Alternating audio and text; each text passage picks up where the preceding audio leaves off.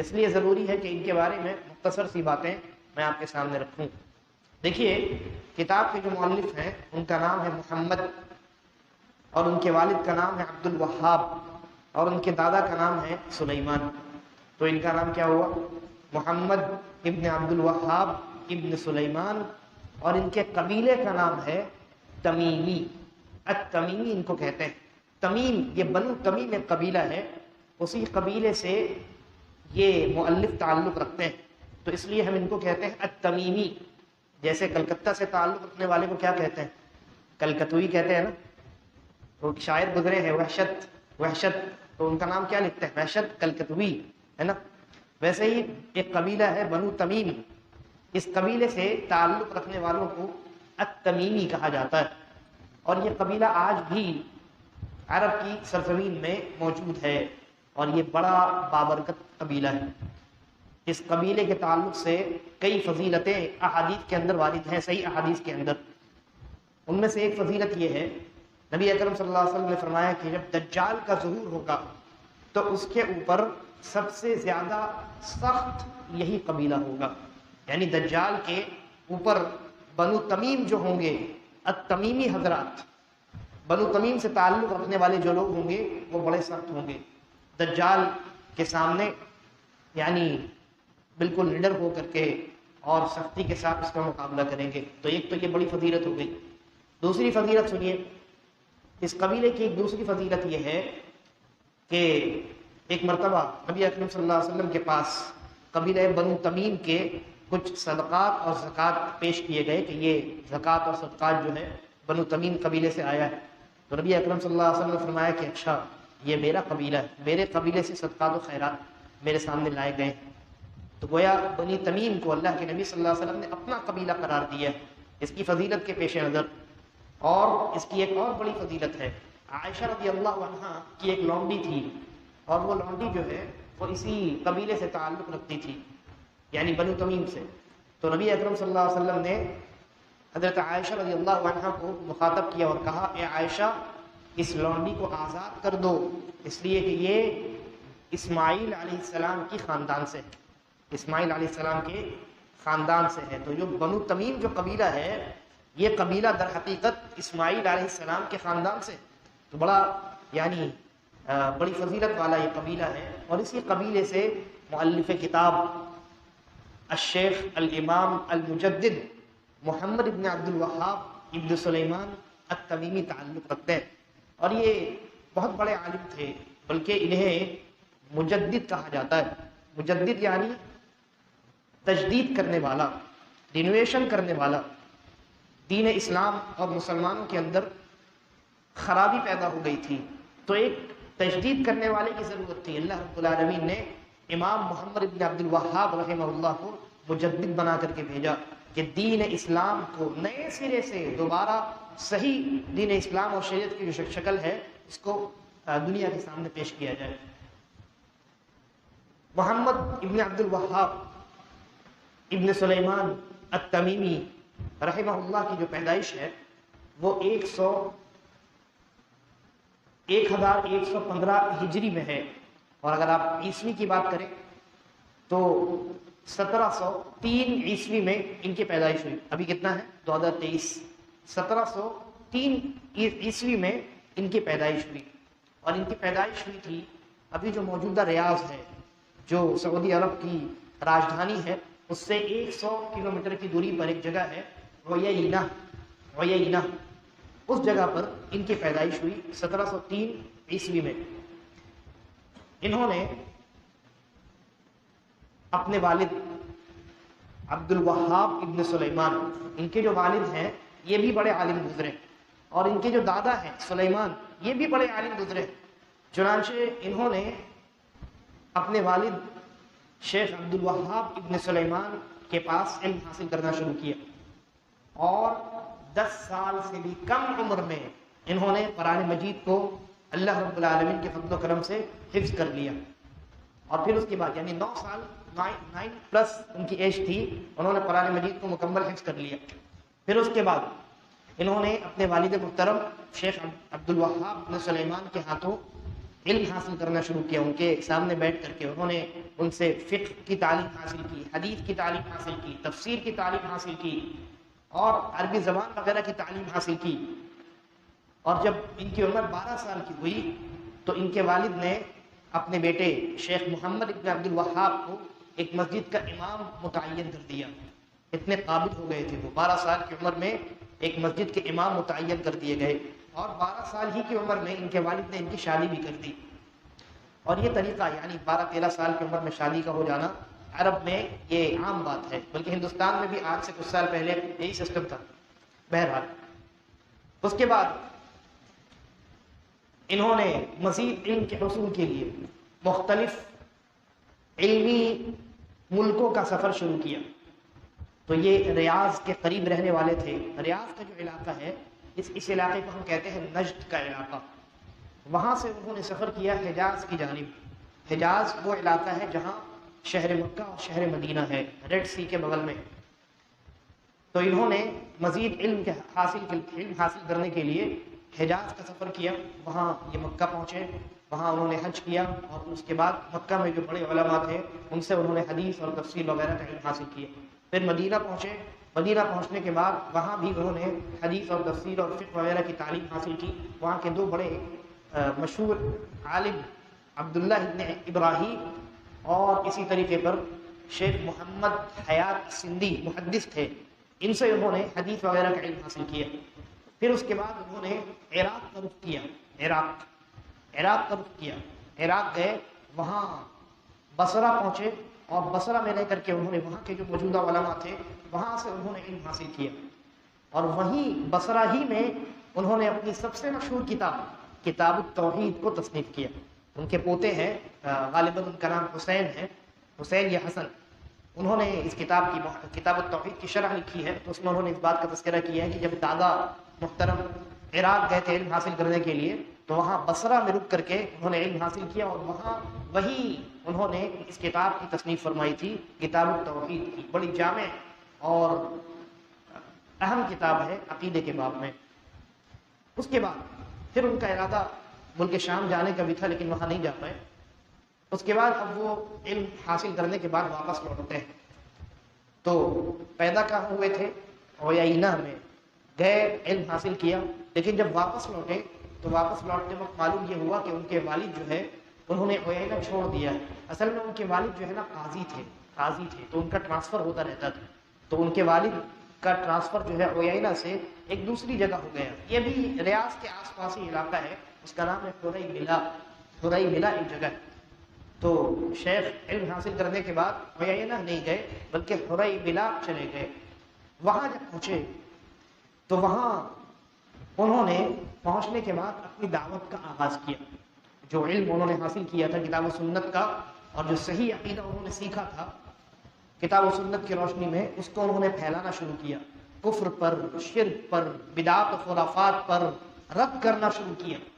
اہل حق کے لیے حق کو واضح کرنا شروع کیا، اور اہل باطل اور باطل پر رد کرنا شروع کیا۔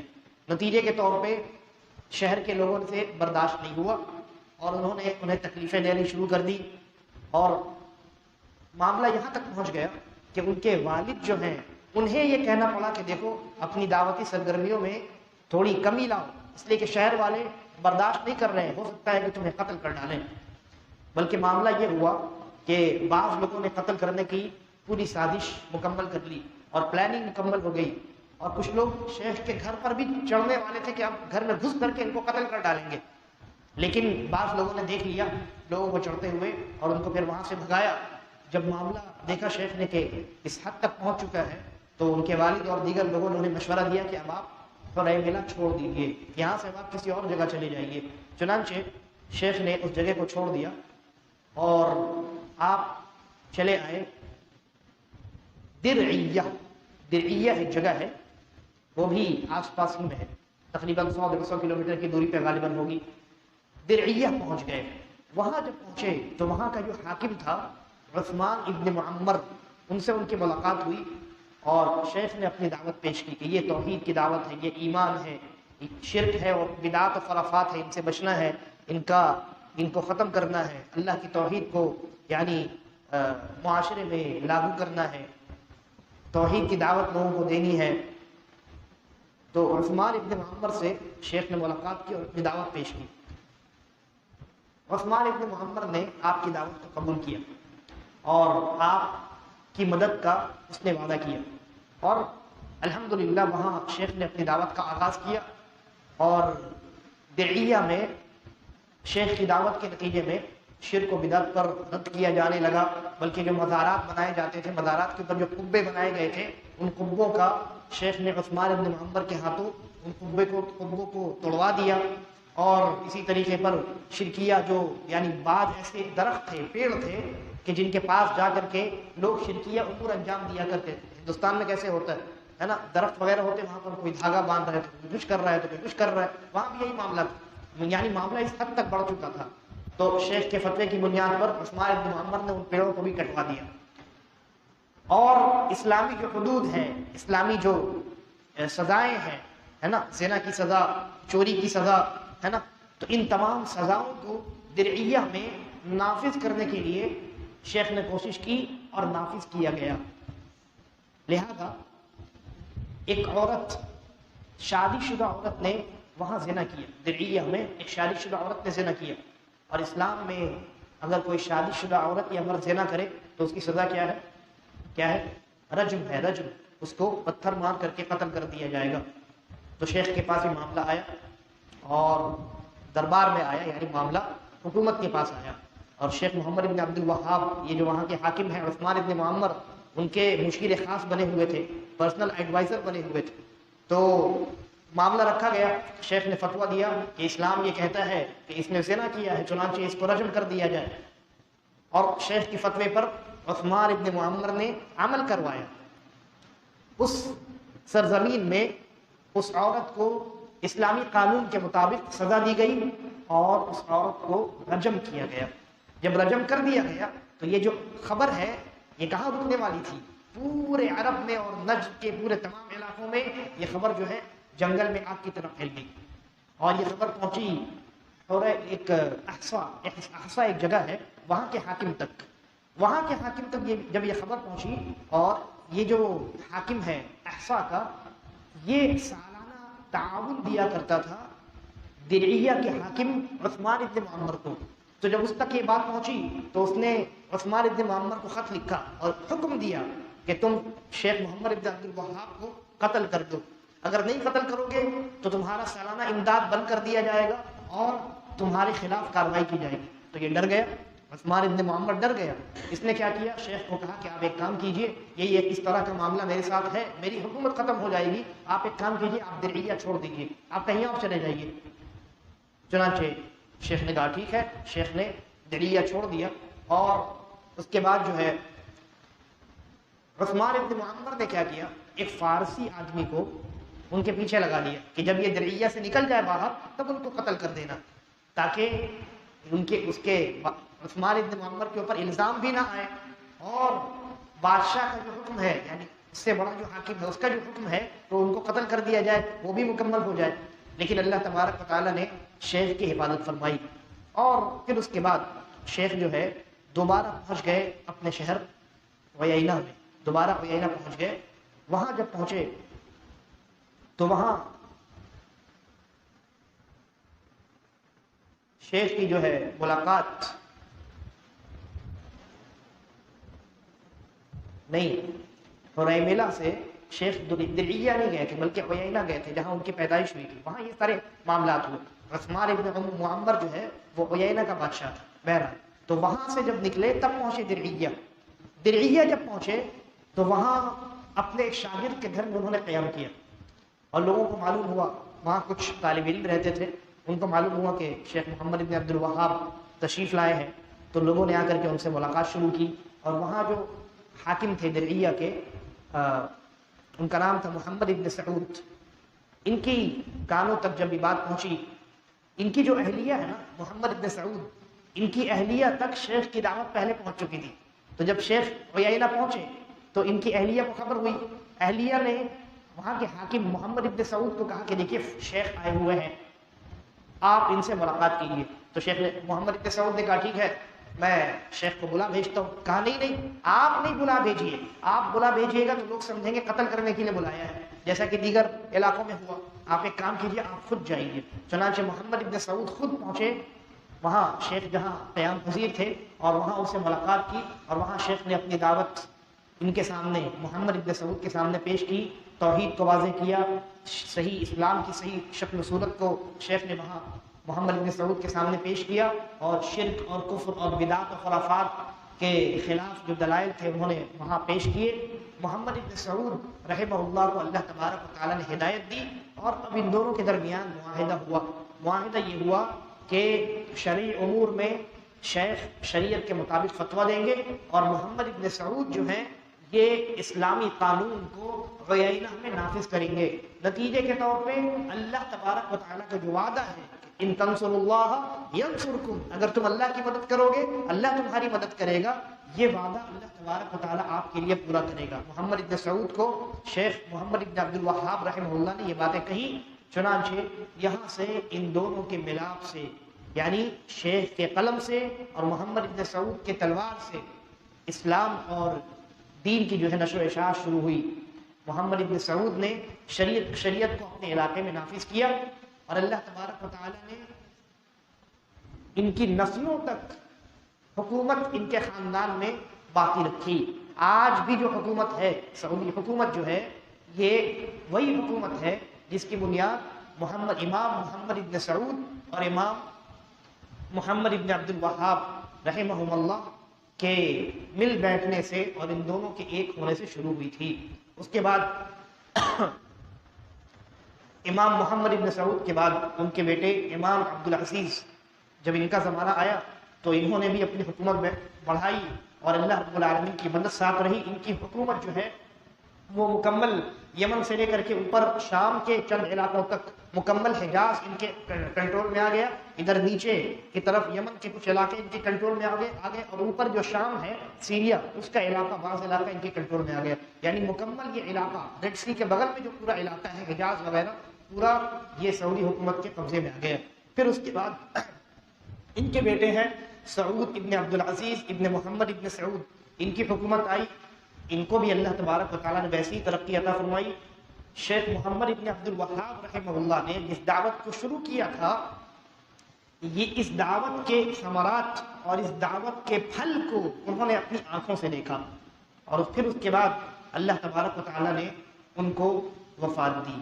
تو یہ شیخ محمد ابن عبد الوہاب رحمہ اللہ ہے. اور پھر اس کے بعد 91 سال کی عمر میں سن 1206 ہجری بمطابق 1792 عیسوی میں 91 سال کی عمر میں شیخ محمد ابن عبد الوہاب ابن سلیمان التمیمی رحمہ اللہ کا انتقال ہوا. تو یہ ہے شیخ الاسلام الامام المجدد محمد ابن عبد الوہاب ابن سلیمان التمیمی رحمہ اللہ.